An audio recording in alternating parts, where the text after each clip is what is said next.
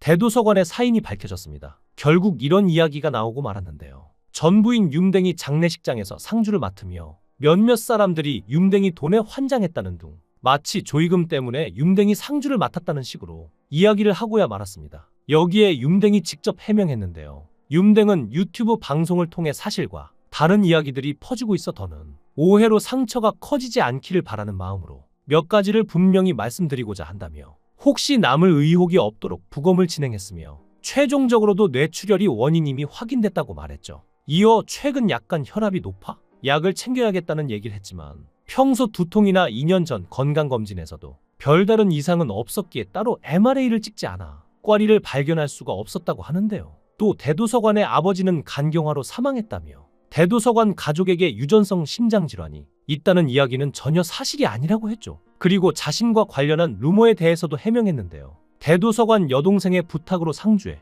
이름을 올리게 됐던 것인데 돈 때문에 상주를 했다는 이야기는 마음이 너무 아프다고 말하기도 했습니다. 또 대도서관은 초혼, 윰댕은 재혼으로 아들이 한 명 있었던 게 사실이지만 신혼집은 윰댕이 마련했고 생활비는 서로 반씩 부담했다며 이혼할 때 재산 분할은 없었고 각자 벌어온 것은 각자 가져갔다고 했죠. 끝으로 갑작스러운 이별이라 아직 믿을 수가 없지만 대도서관은 사랑하는 가족, 좋은 지인들, 그리고 팬분들과 함께하며 누구보다 행복하게 지내다 떠났다며 부디 너무 염려하지 마시고 좋은 기억만 오래도록 간직하자고 말했는데요. 어찌 보면 팬들보다 더욱 슬퍼할 수 있지만 최대한 팬들의 마음을 보살핀 윰댕이었습니다. 많은 이들에게 유튜버라는 꿈으로 희망을 주었던 대도서관이 이렇게 허망하게 가버리다니 참 마음이 아픈데요. 대도서관은 어린 시절 가난한 집안에서 자랐습니다. 이런 생애는 대도서관의 노래 국수의 가사에서도 엿볼 수 있는데요. 인천 숭이동 2층 집 단독주택에 새들어 살았으며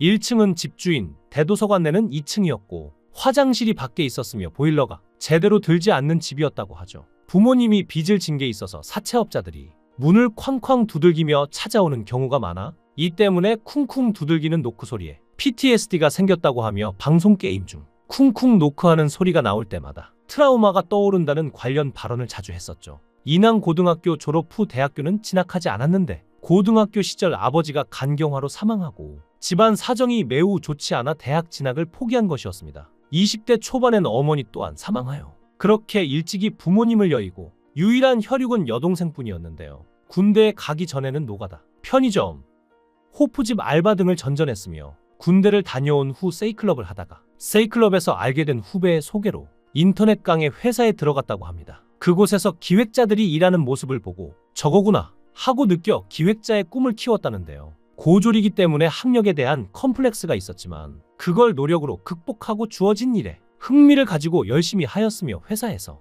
집에 가라고 할 정도로 회사에 남아서 편집 공부를 독학했다고 하죠. 그리고 방송을 시작했는데요. 당시 본인이 말하기를 세이클럽에서 짝퉁 성시경으로 불렸다고 하죠. 당시에도 어느 정도 인기를 가졌지만 시청자 수가 지금에 비해 상당히 적은 100명, 200명 정도의 인원이었다고 하는데요. 이후에 다음 팟, 아프리카를 거쳐 유튜브로 왔죠. 배경음악 사용, 채팅창을 영상에 포함시키는 식의 방식은 유튜브 업로드를 시작하는 방송인들이 대부분 차용하고 있는 방식인데 사실은 대도서관이 가장 먼저 했습니다. 유튜브를 통해 높은 수익을 얻으면서 아프리카 TV 특유의 별풍선 수익 구조 대신 기업으로부터 광고를 통한 수익 구조로 전환하는 모습을 보여주었는데요. 이 덕분에 대도서관은 양띵과 함께 국내 1인 미디어 시장을 열었던 대표적인 인물로 떠올랐고 각종 강연과 인터뷰에 등장하는 1세대 인터넷 방송인으로 각광받았죠. 실제로 2015년에는 국내 유튜버들을 대표하는 광고 모델이 되기도 했는데요.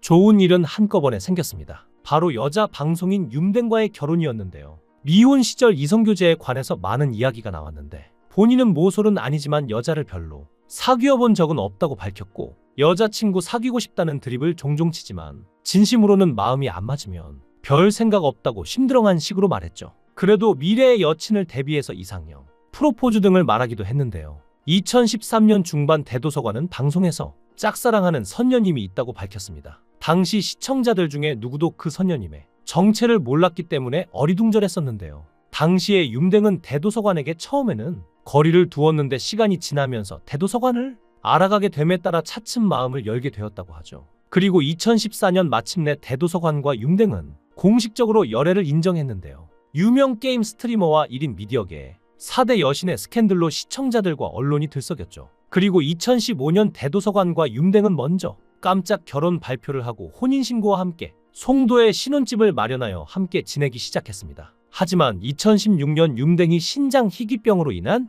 신장이식 수술을 받게 되면서 병원과 가까운 판교로 집을 옮기게 되었는데요. 윤댕은 가끔 대도서관의 철없는 행동에 혀를 내두르지만 윤댕의 눈에는 제일 귀엽고 재미있는 사람이라고 말하기도 했습니다. 당시 윤댕의 건강상 문제로 혼인신고만 하고 실제 결혼식은 올리지 못했는데요. 그 사실이 계속 마음에 걸렸는지 결국 결혼 5년 만에 랜서나이프를 통해 웨딩 사진을 찍기도 했죠. 이후 2020년 1월 7일에 방송된 MBC 교양 프로그램 휴먼 다큐 사람이 좋다에 출연하며 사실 윤댕은 대도서관과 재혼하기 전 이혼을 한 번 했었고 전 남편과의 사이에서 태어난 2011년생의 아들 이건우가 있다는 것을 뒤늦게 공개했습니다. 당시 윤댕은 대도서관에게 자신은 이미 아이가 있음을 밝히고 몸이 아파서 대도서관 사이에는 아이를 또 못 낳을 것이라며 청혼을 거절하였으나 대도서관은 상관없다면서 변함없는 사랑을 보여주는 모습 덕분에 윤댕도 결국 결혼을 받아주게 되었고 재혼 후에는 대도서관이 의붓아버지로서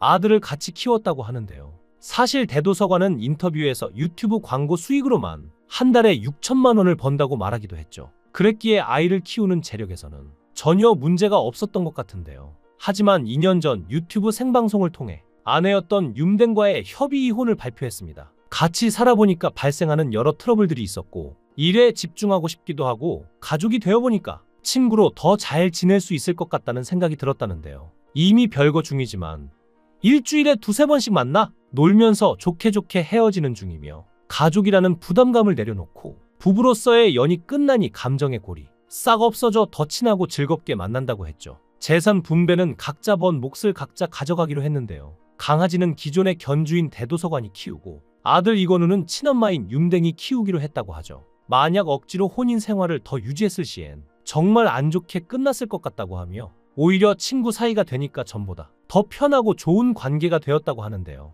의부사들이었던 건우에게도 이혼을 할 당시에 대도서관 윤댕이 잘 설명하여 건우에게 상처가 되지 않게 잘 정리를 했다고 이혼을 알리는 생방송 당시에 언급을 했습니다. 아무래도 대도서관 본인이 아버지로 지냈던 몇 년의 시간들이 있기 때문에 아들이었던 건우에게 이혼을 결정하며 나름의 배려들을 잘 해줬던 것으로 보이는데요. 이후 갑작스럽게 사망 소식이 들려온 것입니다. 특히 팬들이 더욱 충격을 받은 이유는 사망 발견 바로 이틀 전인 9월 4일까지만 해도 오전 11시에는 DDP에서 서울 패션위크 브랜드 라이의 포토 행사에 참여했기 때문인데요. 또한 같은 날 오후 3시 11분부터 오후 8시 39분까지 유튜브와 치지직에서 5시간가량 생방송을 진행하는 등 마지막까지도 전혀 사망을 예상할 수 없는 활발한 모습을 보였기에 어느 누구도 예상치 못한 비보였고 이에 팬들의 충격은 더 컸죠. 당시 행사를 본 한 팬은 그날만 해도 여느 때처럼 활력이 넘쳐 보였다. 이렇게 갑작스럽게 세상을 떠났다는 사실이 믿기지 않는다. 라고 심경을 밝히기도 했습니다. 참 여러모로 안타까운 소식이며